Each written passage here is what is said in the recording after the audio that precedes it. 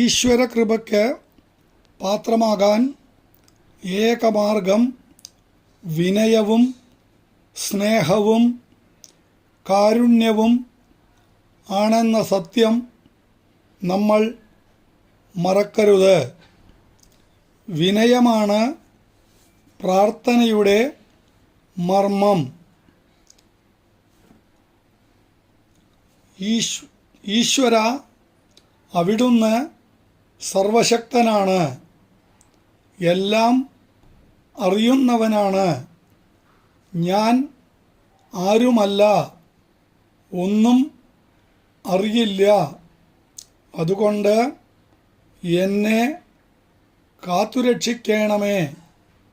ഇതല്ലേ എല്ലാ പ്രാർത്ഥനയുടെയും അന്തസത്ത.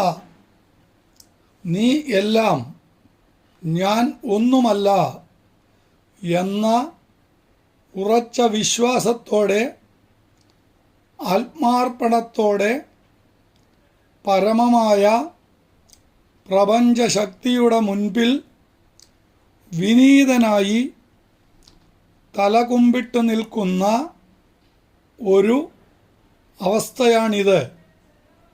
ഇതൊരു മനോഭാവമാണ്. ശ്രീകോവിലിന് മുമ്പിലും ഈശ്വരരൂപത്തിന് മുൻപിലും താണു വീണു നമസ്കരിക്കുമ്പോൾ ഞാൻ ഒന്നുമല്ല എന്ന ചിന്തയും വിശ്വാസവുമാണ് ഹൃദയത്തിൽ ഉറക്കേണ്ടത്. എവിടെ വിനയമുണ്ടോ അവിടേക്ക് ഈശ്വരകൃപ അനായാസമായി വന്നെത്തും.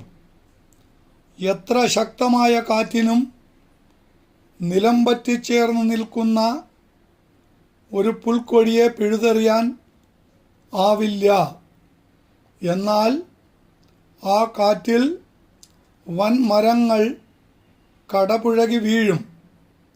ഇതുപോലെ ഏത് പ്രതിസന്ധിയെയും അതിജീവിക്കുവാൻ വിനയമുള്ളവന് സാധിക്കും.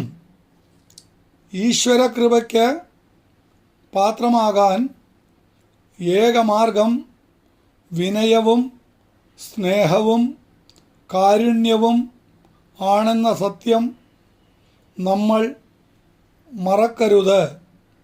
വിനയം ശീലിക്കുക. മനസ്സ് വിശാലമാകാൻ, അറിവും വിവേകവും വളരാൻ, എല്ലാത്തിലുമുപരി ഈശ്വരാനുഗ്രഹം ഉണ്ടാകാൻ അതാണ് ഏറ്റവും ഉത്തമമായ മാർഗം.